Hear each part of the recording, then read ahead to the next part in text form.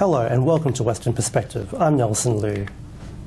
As climate change intensifies and law and order issues constantly demand government attention, emergency and corrective services are some of the toughest ministerial jobs any politician can be bestowed upon.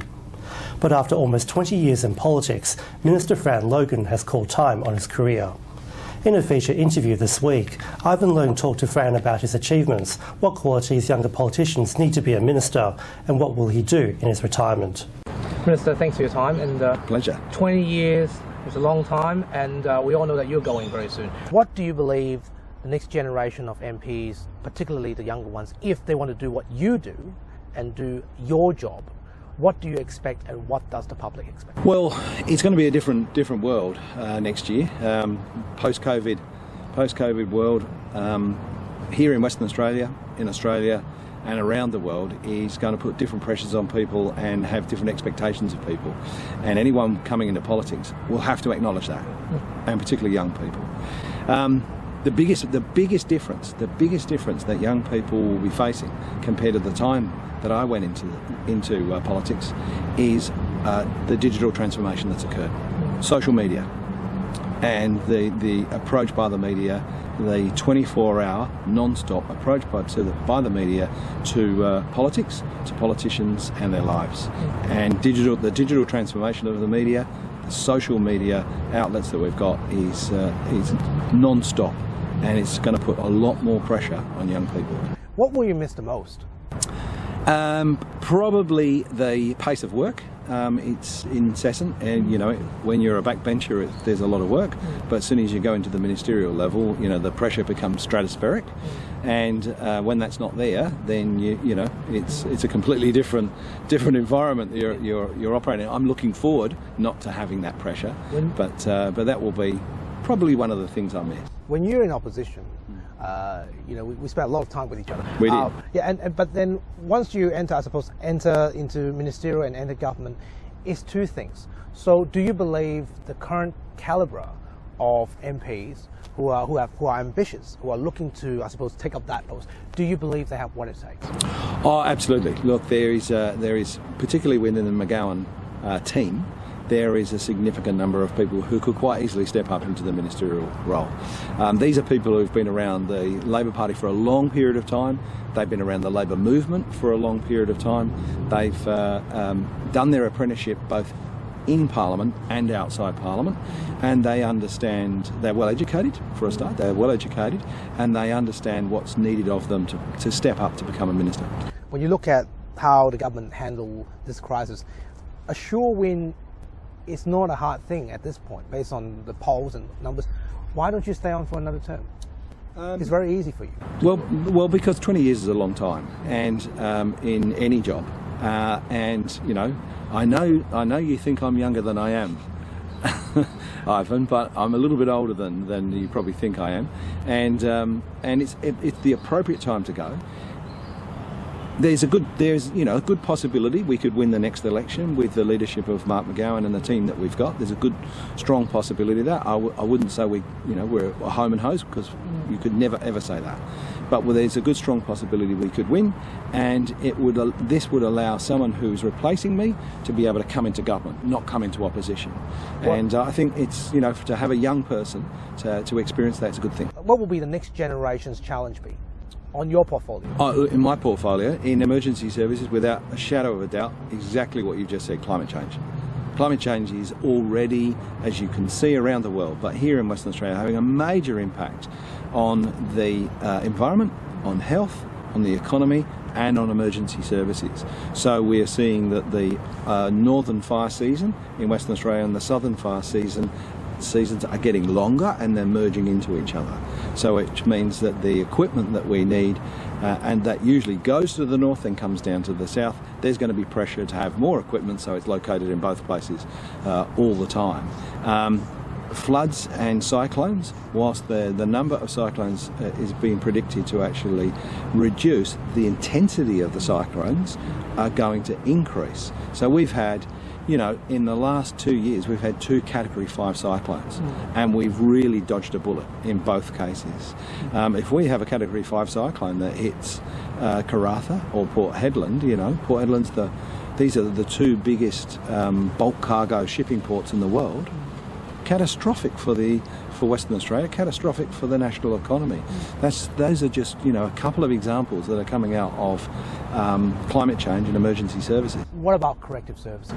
Corrective services, I think, and I don't want to blow my own trumpet about this, Ivan, but I think the things that we've done over the last 4 years in basically completely reforming and overhauling the structure of corrections from the very bottom to the very top, including the massive building program that we've put in place, the increase in the number of prison officers that we've employed, but all of the various other policy changes that we've made, which actually go to the efficiency and the effectiveness of running a modern correction system, including education programs, engagement with Aboriginal people, attempts to actually reduce Aboriginal incarcerations.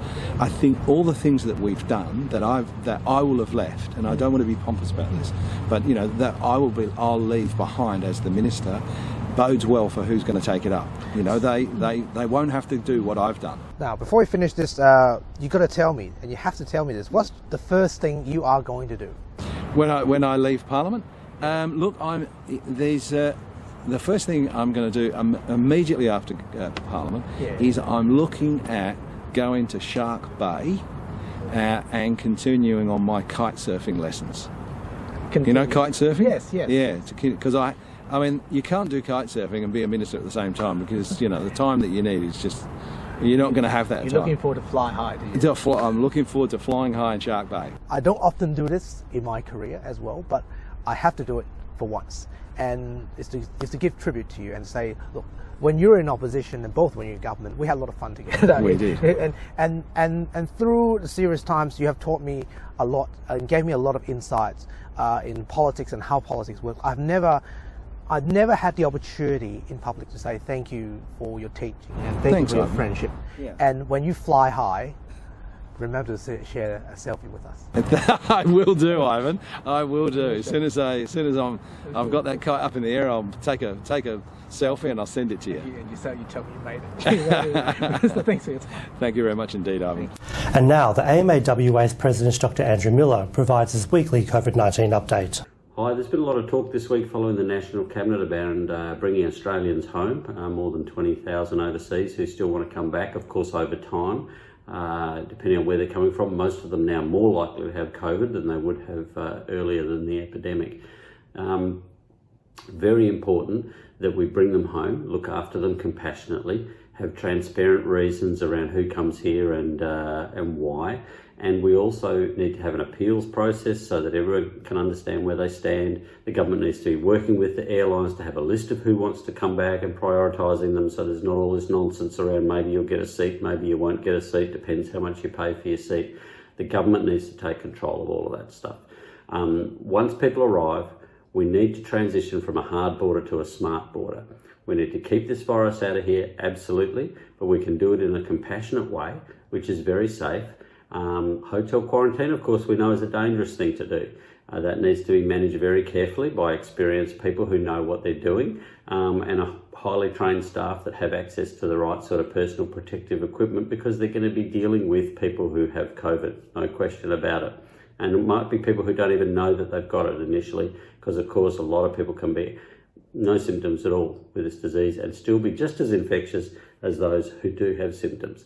So let's get the administration right. Let's make it fair. Let's make it transparent. Let's make it compassionate. Let's make it easy for the people who need to come home. Let's be working with the airlines around who can fly in so that there's real clarity around who gets those seats on the aeroplanes. Can't be that hard to do. No more difficult than anything that we've been facing so far, but it seems like we haven't moved on enough. It seems like we're still at the initial stage where we just say no. We have random luck as to whether you're allowed to come back at a particular time, random luck as to whether you get on a plane, and we all know that can result in very unjust outcomes and put people in positions of hardship. So Australians don't want that. We want people to be treated fairly, but we absolutely do not want coronavirus and what it's doing to the rest of the world. We know that we still have around 25.4 million people in this country who've not been exposed to this virus yet. And we know the death and the devastation that it causes, and we know that there's an increasing list of long-term problems that happens to people who even have a mild version of this disease. So don't think it's all about just maybe a few older people will die. That's not how this is playing out around the world.